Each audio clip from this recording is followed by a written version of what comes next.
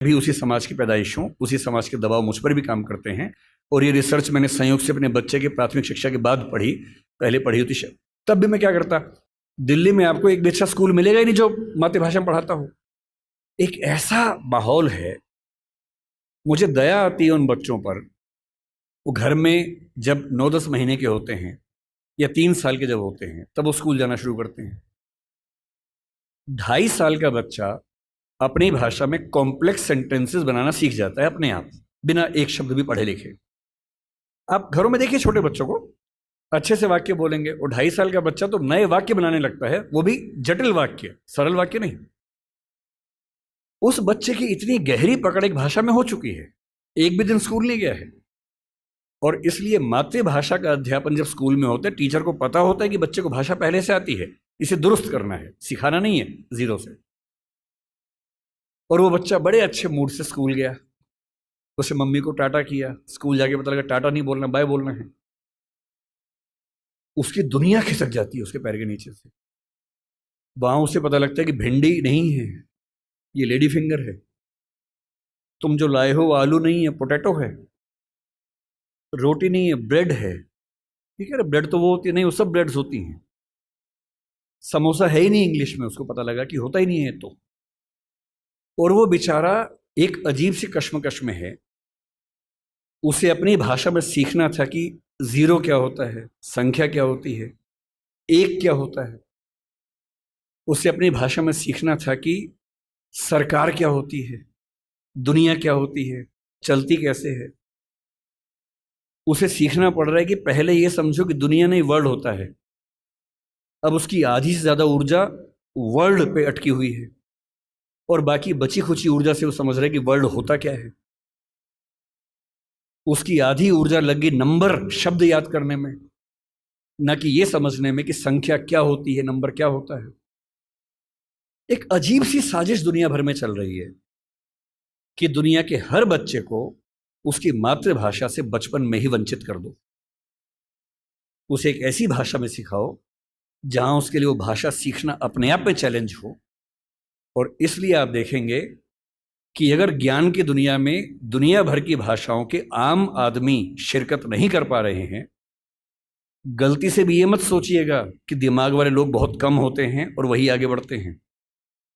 दिमाग वाले अधिकांश लोगों को बचपन में ही खत्म कर देने की साजिश दुनिया भर में चल रही है। और जो अपनी भाषा में पढ़ ही नहीं पाएगा, वो कैसे आगे बढ़ेगा, कैसे सीखेगा। मैंने 10वीं क्लास तक हिंदी माध्यम से पढ़ाई की है, उसके बाद अंग्रेजी सीखी है, ठीक से सीखी है। अंग्रेजी मुझे कहीं कोई समस्या नहीं आती है, इसमें क्या कोई परेशानी है। मैं आज भी अपनी भाषा में गीत सुनने में ज़्यादा खुश होता हूँ।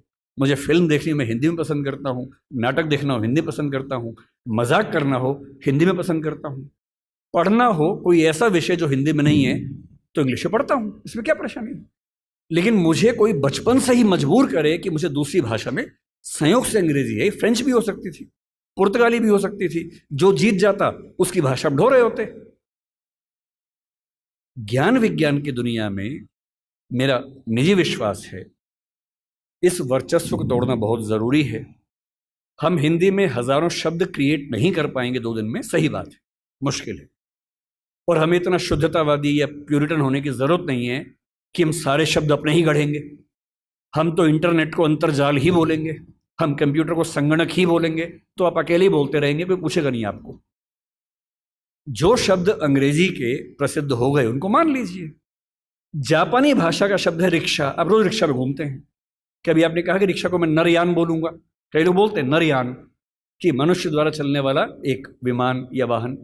क्या बकवास है। अरे जो शब्द जिस भाषा से आया, प्रसिद्ध हो गया, अपना लीजिए उस शब्द को। और उसके बाद भाषा में असली समस्या शब्द नहीं होती है। भाषा विज्ञान में एक होता है जिसको मॉर्फोलॉजी कहते हैं, एक सिमेंटोलॉजी होता है, लेकिन जो सबसे महत्वपूर्ण स्ट्रक्चर है सिंटेक्स है। सिंटेक्स का मतलब है वाक्य का निर्माण कैसे होता है, शब्दों का क्रम कैसे तय होता है। किसी नई भाषा को सीखने में सबसे बड़ी मुश्किल आती है सिंटेक्स सीखने में। आप हिंदी भाषा के सिंटेक्स में अंग्रेजी के शब्दों को शामिल कर लेंगे, रत्ती भर समस्या नहीं आएगी। और इसलिए जिसको हम कहते हैं कि अंग्रेजी माध्यम है और हिंदी माध्यम है, कहने कहने की बातें हैं, मैं अंग्रेजी माध्यम में बच्चों को खूब पढ़ाता हूँ, 8-8 घंटे दिन में पढ़ाता हूँ, और वहाँ भी देखता हूँ कि जैसे कोई मुश्किल कंसेप्ट आता है, जब तक अंग्रेजी में पढ़ाने के बाद हिंदी में भी ना समझा दूँ, उनके चेहरे पर 12 बजे रहते हैं, क्योंकि वो हिंदी भाषी समाज के बचपन से लगातार हिंदी बोलने समझने वाले और अंग्रेजी माध्यम लेके एक ज्ञान की भाषा के तौर पर अंग्रेजी पढ़ने वाले व्यक्ति हैं। हंसी मजाक हिंदी में हो तो ठहाके मार के हंसते हैं, इंग्लिश में हो एक आध हंसता है, बाकी इसलिए हंसते हैं कि हंसने की बात थी तो हम भी हंस लेते हैं। नहीं बात बनती। मन की भाषा, आत्मा की भाषा अलग भाषा होती है, ज्ञान की भाषा अलग भाषा होती है, इसमें कहाँ कोई दिक्कत है। और इसलिए मैं आपसे कहना चाहता हूं कि ज्ञान विज्ञान की भाषा के तौर पर, व्यवसाय की भाषा के तौर पर जबरदस्ती एक वर्चस्व का दौर चल रहा है जो खत्म होना चाहिए। मुझे खुशी है कि हमारी वर्तमान सरकार इस मामले में, मैं किसी राजनीतिक दल से ताल्लुक नहीं रखता हूं, मुझे ना सरकार का समर्थक माना जाए ना विरोधी माना जाए, क्योंकि मैं सच में दूरी बना के रखता हूं, बहुत दूर बना के रखता हूं। मैं मुद्दों पर तारीफ करता हूं, मुद्दों पर आलोचना करता हूं।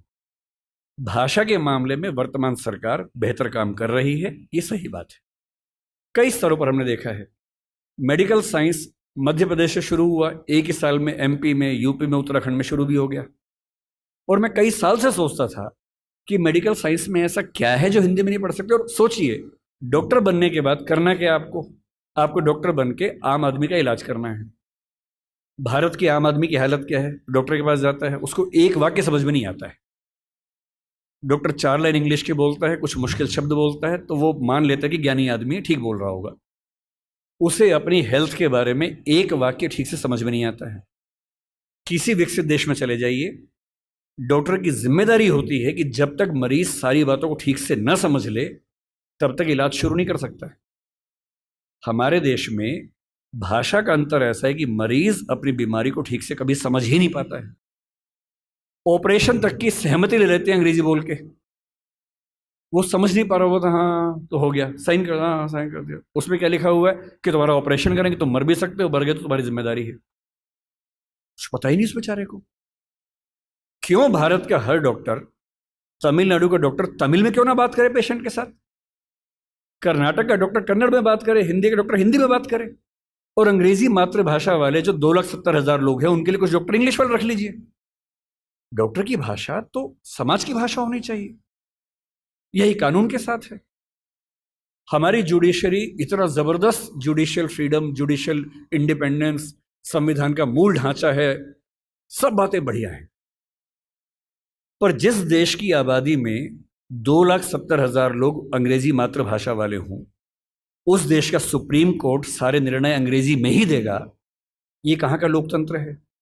यहाँ आपका जो जुडिशियल इंडिपेंडेंस है या जुडिशियल रिस्पॉन्सिबिलिटी है वो कहाँ से ली जाती है? उस समय आपके सुप्रीम कोर्ट में मधु लिमये नाम के व्यक्ति जिद करते हैं कि मैं हिंदी में अपनी बात रखूंगा, आप उनको परमिशन देने के बाद नकार देते हैं कि हमसे गलती हो गई, ऐसा नहीं कर सकते हैं। मेरे देश में, मेरे सुप्रीम कोर्ट में अपनी भाषा में आप बोल भी नहीं सकते।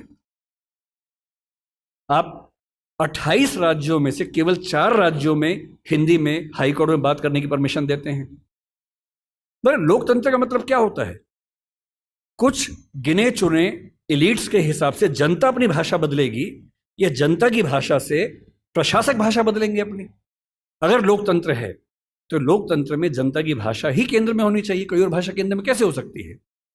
पर हम लोग इतने आदी हो चुके हैं, हम स्लेव मेंटेलिटी के इतने अभ्यस्त हो चुके हैं कि हम ये प्रश्न कभी नहीं करते।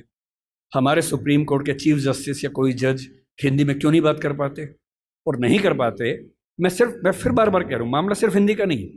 मेरी इच्छा है कि सुप्रीम कोर्ट के बहुत सारे जजेस में कुछ को तमिल ठीक से आती हो, कुछ को तेलुगु अच्छे से आती हो, कुछ को मराठी आती हो, कईयों को हिंदी आती हो, और बेंच का फैसला करते हुए ये भी एक पॉइंट ध्यान में रखा जाए कि मामला कहाँ का है और उस मामले में ऐसे जज को प्राथमिकता मिले जो उस भाषा को जानता हो, ताकि केस मेरा है, मुझे हिंदी आती है, मेरा वकील अंग्रेजी में कुछ कुछ बोला, जज ने कुछ कुछ बोला, फैसला हो गया, मुझे पता ही नहीं कि क्या हुआ, और इतने में पुलिस आगे मुझे ले गई और मैं परेशान हूं कि हुआ क्या।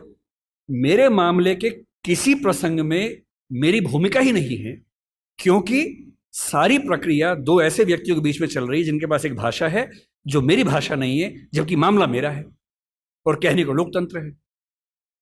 ये लोकतंत्र नहीं है, ये भाषा के स्तर पर तानाशाही है, बुरी चीज है। और मैं जब भी ये बात कहता हूं, बार बार कहता हूं, ज्ञान की भाषा के तौर पर अंग्रेजी का सम्मान करना जरूरी है, क्योंकि रिसर्च आप उसके बिना नहीं कर पाएंगे। बहुत मामलों में सीखने की जरूरत है, उससे भी, जापानीज से भी, फ्रेंच से भी, सबसे सीखने की जरूरत है। लेकिन आपके देश के सुप्रीम कोर्ट में, हाई कोर्ट में आपकी भाषा बात ना होती हो, ये बुरी बात नहीं है, शर्मिंदगी की बात है। हमें एक समाज के तौर पर शर्म आनी चाहिए, ये उससे कम बात नहीं है। इसलिए जब कोई मुझसे कहते कि राजभाषा के तौर पर आपकी क्या कल्पना है, 14 सितंबर का दिन आज है, हम आज के दिन ये सेमिनार क्यों कर रहे हैं? 14 सितंबर 1949 को शाम को 6 बजे एक फैसला हुआ था। एक अजीब सी अफवाह लोगों ने उड़ा रखी है। कहते हैं कि 14 सितंबर को मतदान हुआ कि भारत की राजभाषा कौन सी होनी चाहिए, हिंदी या अंग्रेजी। वोटिंग हुई, आधे वोट हिंदी के पक्ष में उठे, आधे अंग्रेजी के पक्ष में उठे, एकदम बराबर हो गया। कई लोग संख्या बोलते हैं, 77-77 हो गया। और तब स्पीकर ने, डॉक्टर राजेंद्र प्रसाद ने अपना कास्टिंग वोट दिया, क्योंकि उनके पास अधिकार है कि वोट डाल सकते हैं लास्ट में, अगर बराबर हो जाए तो, हिंदी के पक्ष में दिया, और इससे हिंदी भारत की राजभाषा हो गई। इससे बड़ा कोई झूठ नहीं है। ऐसा कुछ नहीं हुआ था संविधान सभा में, सफेद झूठ है। 12 सितंबर को शाम 4 बजे इस मुद्दे पर बहस शुरू हुई। संविधान सभा की डिबेट्स पढ़ के देखिए, 180 पेज की डिबेट है राजभाषा की, 180 पेज, 1-2 पेज का मामला नहीं है। संविधान सभा के वॉल्यूम 9 में ध्यान से पढ़िए, पेज नंबर लगभग 1130 से 1390 के आसपास का मामला है। 180 पेज की डिबेट है, उसमें खूब मुद्दे हैं, छोटी मोटी वोटिंग हो रही है के मामलों में। संविधान सभा का बेसिक उसूल था कि अंतिम रूप से वोटिंग नहीं करेंगे, सहमति से काम करेंगे। वोटिंग बीच बीच में होती रही। पहला विवाद यह था कि राजभाषा कौन सी हो, हिंदी हो कि अंग्रेजी हो या हिंदुस्तानी हो। अंग्रेजी पर तो बात थी नहीं, हिंदी या हिंदुस्तानी। महात्मा गांधी हिंदुस्तानी कहते थे, पर 1949 में वो थे नहीं। उनका हिंदुस्तानी का मतलब था हिंदी उर्दू का मिक्सचर, जो देवनागरी और फारसी में लिखी जा सके। दूसरा स्कूल ऑफ थॉट हिंदी की बात करता था। अंत में सहमति बनी, हिंदी ही भारत की राजभाषा होगी। राजभाषा यानी सरकारी कामकाज की भाषा। दूसरा सवाल था कि लिपि कौन सी हो, देवनागरी हो, कुछ ने कहा कि देवनागरी और फारसी हो, कि हिंदी को फारसी में भी लिख सके। कुछ ने कहा देवनागरी और रोमन हो, हिंदी को रोमन में, जैसे व्हाट्सएप में लिखते हैं वैसे लिख सके। खूब विवाद हुआ, अंत में हुआ कि देवनागरी ही लिपि होगी। तीसरा विवाद यह हुआ कि जो अंक हैं हिंदी वाले, जो 1 से 0 से 9 तक के अंक हैं, वो हम अंग्रेजी के ढांचे में लिखेंगे या हिंदी के ढांचे में लिखेंगे। इस पर मतभेद था सबसे ज्यादा। इस पर वोटिंग में बराबरी हुई थी। और अंत में वोटिंग से नहीं, संविधान सभा के बाहर की बातचीत में समझौता हुआ। मुंशी साहब थे, के एम मुंशी थे, आयंगर साहब थे, उनकी बातचीत में समझौता हुआ कि ठीक है, अंतर्राष्ट्रीय अंक मान लेंगे। और उसके बाद गहमा गहमी के बाद, 2 घंटे की रिसेस के बाद, 14 सितंबर शाम 6 बजे आखिरी सेशन इस मामले पर हुआ, 2.5 दिन की बहस के बाद। और तब ध्वनि मत से, बिना किसी वोटिंग के प्रस्ताव पारित हुआ कि हिंदी भारत की राजभाषा होगी, देवनागरी उसकी लिपि होगी, और अंकों का अंतर्राष्ट्रीय स्वरूप उसका स्वरूप होगा। इस झूठ को मन से निकाल दीजिए। ये झूठ मैंने भी 1000 बार सुना था अपने अध्ययन के दौरान। हमारे अध्यापकों को भी ऐसा लगता था, मुझे भी ऐसा लगता रहा कई साल तक। संविधान सभा की डिबेट्स पढ़ी तब समझ में आया कि ये भ्रांति है, ऐसा कुछ नहीं हुआ था। पूरी सहमति के साथ भारत की राजभाषा हिंदी बनी थी 14 सितंबर को, और इसलिए आज के दिन को हम लोग हिंदी दिवस मानते हैं।